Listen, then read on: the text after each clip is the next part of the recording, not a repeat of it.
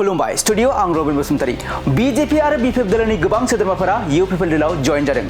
BJP आरो BPF दलनि अनगायैबो गुबुन गुबुन दलनि गोबां सोद्रोमाफोरा प्रमोद बर' दैदेननाय यूपीपीएल दलाव जइन जादों। नंगौ यूपीपीएल दलनि फोसावदिं मेल सुबुं गौमा हाबाफारि आरो बायदि हाबाफारि सोलिनायजों लोगोसे यूपीपीएल दलनि जइनिं हाबाफारियाबो बे समाव सान हर थाद'नाय गैयाजासे सोलिगासिनो दं। प्रमोद बर' बिथांनि दैदेननायाव यूपीपीएल दलनि फारफ्रोमबो बिथिङाव जौगानायनि हाबा मावनायखौ जों नुनो मोनगासिनो दं आरो बेखौ मोजां मोननानैनो गोबां रायजो राजाफोरा यूपीपीएल दलाव जइन जागासिनो दं। थिग बेबादिनो दिनैबो रायमना प्राइमारिनि सिङाव थानाय दलगावआव बीजेपी आरो बीपीएफनि गासै सा 220 सुबुंफोरा यूपीपीएल दलाव हाबफैदों।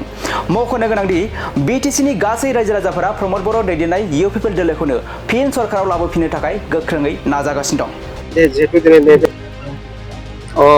बेथ' दिनैनि दिनावहाय जोंनि यूपीपीएल दलखौ मोजां मोननानै दिनै रायजो राजाफोरा लोब फैदों।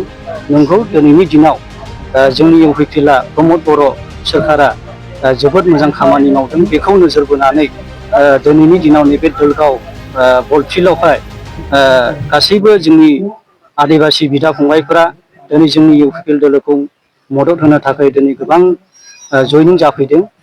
जोंनि उमब्रिफोरावबो 10 जन आरो मथामबिलाव बिदिनो 10 जन आरो बिदिनो खुंग्रि गामियाव 25 जन गासै टटेल 20 जन जइनिं जादों।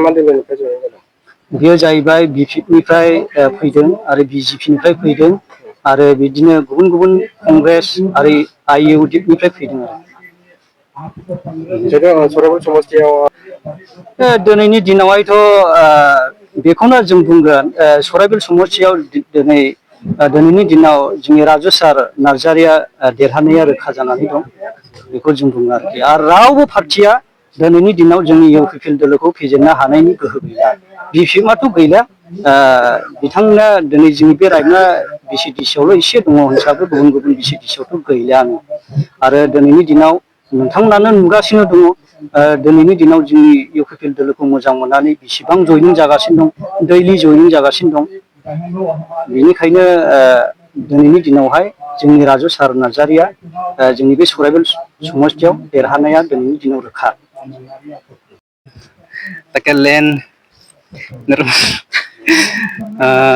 इन्ना इसन एमहाय तलगा पतन मीटिंग मनाली प्रमोद बर पार्टी थी यूपीपीएल था और एमा के भालो लग गया और आज सिनेम सपोर्ट से आगे खुशी रजीर आदम और पूरा हनी निर्बनर अस दाव काम नाना दस और दाव काम नाना खतरे के एमा के दाव लगाली और आई मास के पूरा सपोर्ट आदम इरम बाकिंग है छोटे उन कथा मुजुदा आज इन्ना एन्ने के बारस करा दम कि आज ही यूपीपीएल पार्टी नु जुइना नागे और आज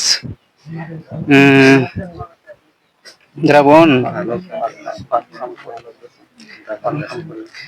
बढ़िया काम ना नागे और अस बढ़िया काम ना नागे गोर का दस एन बाकी कथा माहौन यहाँ कथा इरम मुंजा दानिशन